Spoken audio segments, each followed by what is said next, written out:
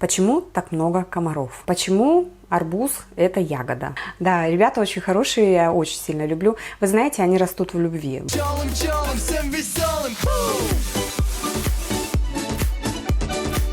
что, Яня, как мы с тобой разделим работу? Давай, наверное, ты вот этот край почисти. Ровно только иди, ладно, по бровке, чтобы красиво было. Мама с этой стороны пойдет, хорошо?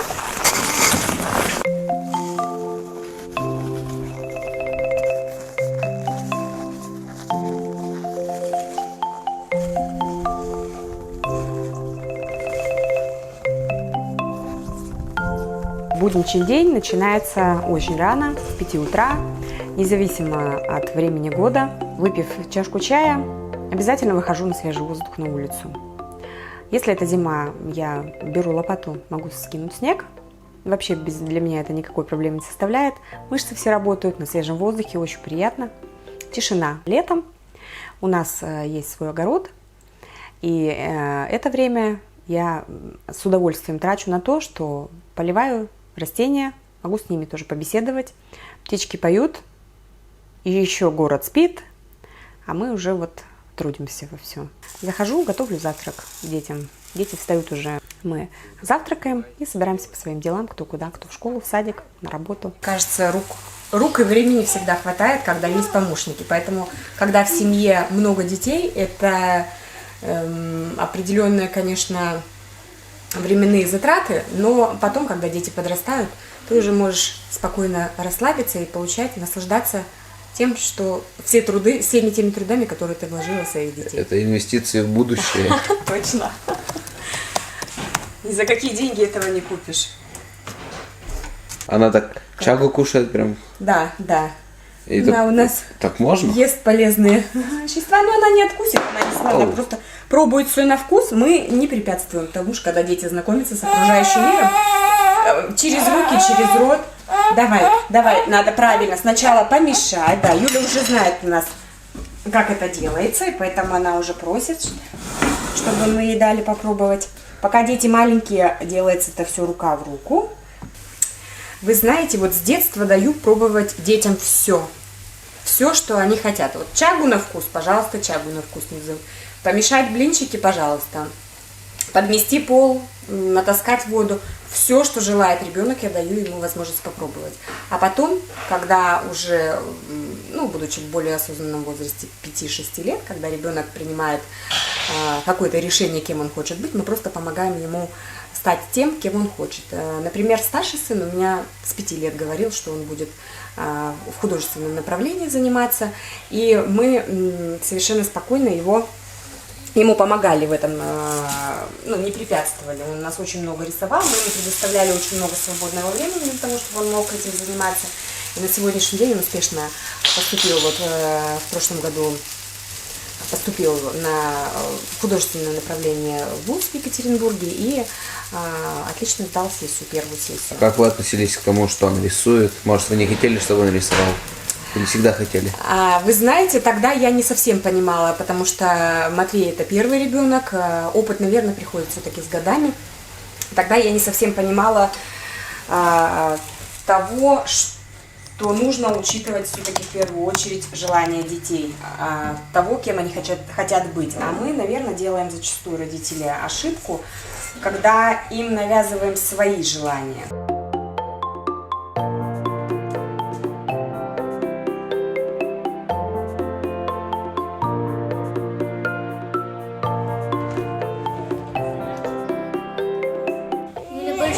Любит кататься, а иногда даже любит что-нибудь поесть. Я снимаюсь в Ютубе, и я там снимаю видео, как там играю на барабанной установке. Одно видео пока про барабанную установку у меня вышло 637 просмотров. Да, ребята очень хорошие, я очень сильно люблю. Вы знаете, они растут в любви, потому что, наверное, это самый главный фактор – просто слышать своих детей, прислушиваться, чего они хотят, чего они не хотят. И все остальное, когда у ребенка гармония внутри с тем, что он хочет, и с тем, что ему дают родители делать, я думаю, что ничего лишнего на стороне они искать не станут. Поэтому всем советую просто любите своих детей.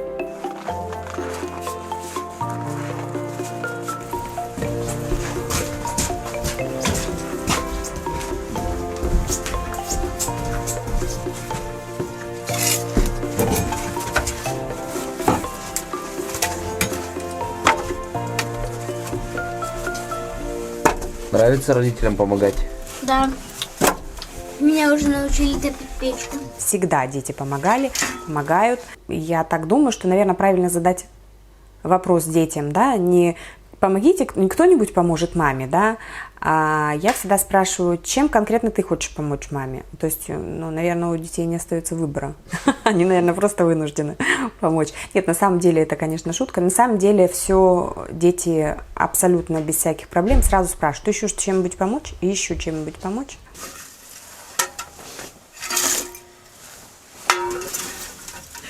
Хочу передать привета всем своим одноклассникам, друзьям и родным людям. Все, молодец.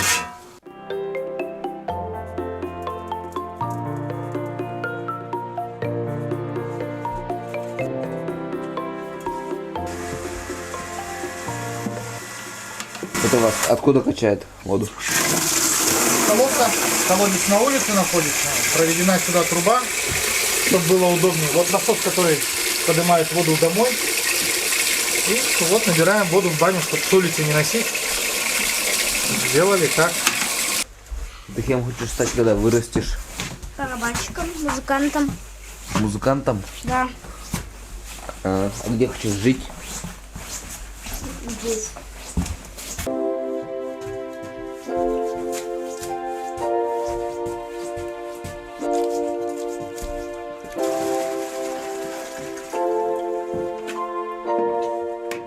Чай будет сегодня из чаги с шиповником. Очень полезно. В шиповнике очень много витамина С. Сейчас в условиях, когда морозы, это очень актуально. А чага вообще обладает очень многими действиями, в том числе. Заливаем, как обычный чай, в чайничек.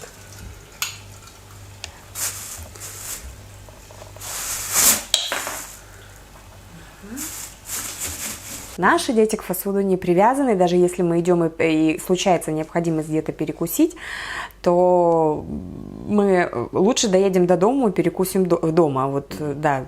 Это, наверное, просто вкус детства. Я так предполагаю, что тот вкус, который есть, это вкус детства. Если ребенку с самого детства не прививать вкус фастфуда, то я думаю, что он с годами не прикрепляется. А это что? Это для тех, кто, ну, может быть, не привык ко вкусу чаги с шиповником, который мы сегодня заварили. Это компот из красной смородины. Тоже у нас кусты в своем огороде. Заливаем. Тоже очень полезно, тоже с витамином С. Поэтому тех, кто не может витаминизироваться через чагу с шиповником, будем витаминизировать красной смородиной.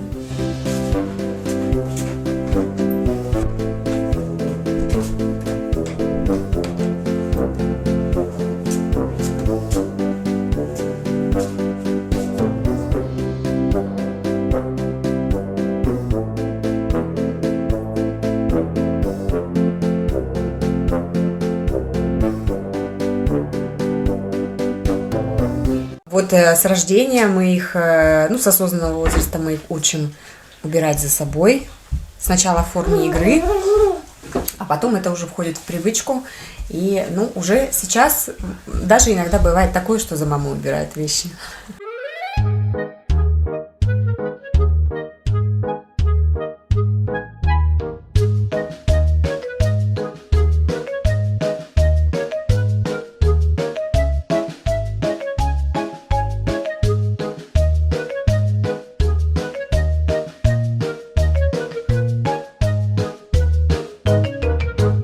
Ну ты такая красивая. Грязные руки. Никогда не ругаю. Всегда очень люблю, когда ребенок живой, когда он принимает участие во всем, что делаем мы, взрослые. А убрать все всегда можно. Мне, например, очень весело, веселее на душе, когда в доме живо.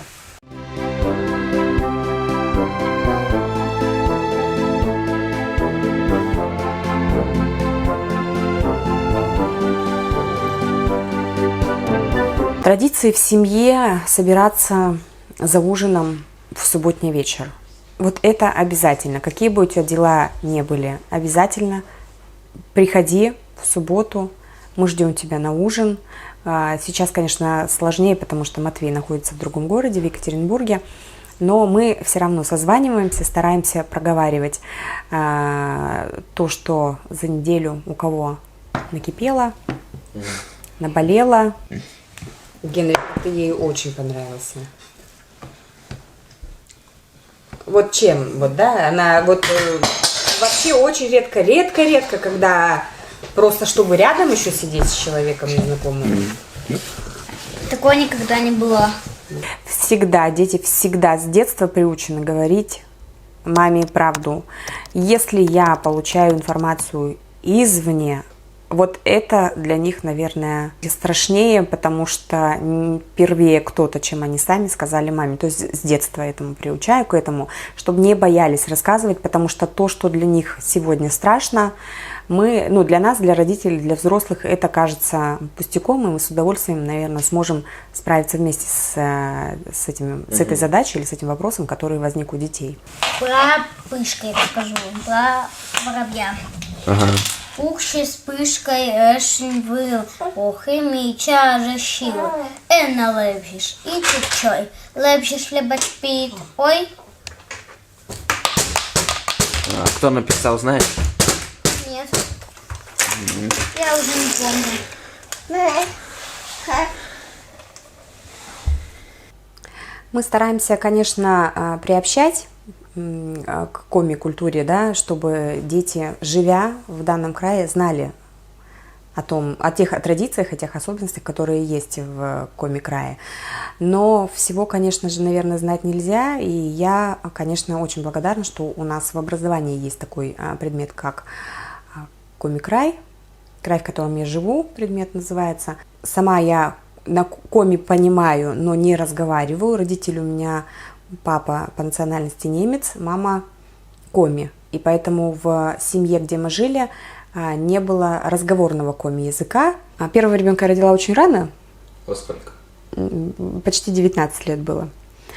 А Юлечку, вот третьего ребенка, я уже родила более в зрелом возрасте. Я хочу сказать, что с Матвеем, с первенцем, с нашим, да, это было как-то намного проще, потому что, наверное, мы сами еще были в одном шаге из детства, и мы как-то очень друг друга, наверное, понимали. Мы могли вместе с ним начать играть в догонялки, или там в прятки легко, там, сажая себе на спину, там, проскакать пару метров. То есть было это все намного проще, потому что ты, наоборот, наверное, ничего не знаешь, к чему это может привести, что это может быть травмоопасно. Сейчас, наоборот, в более зрелом возрасте, наверное, наоборот, младшую дочь уже больше оберегаем, опекаем, потому что уже знаем, что если вдруг, то может что-то произойти. Вот когда ты молодой родитель, наверное, ты просто наоборот этого не знаешь, не задумываешься, и, наверное, проще. Какое у вас хобби? Я очень люблю вязать, вышивать. Все это я делаю в тишине.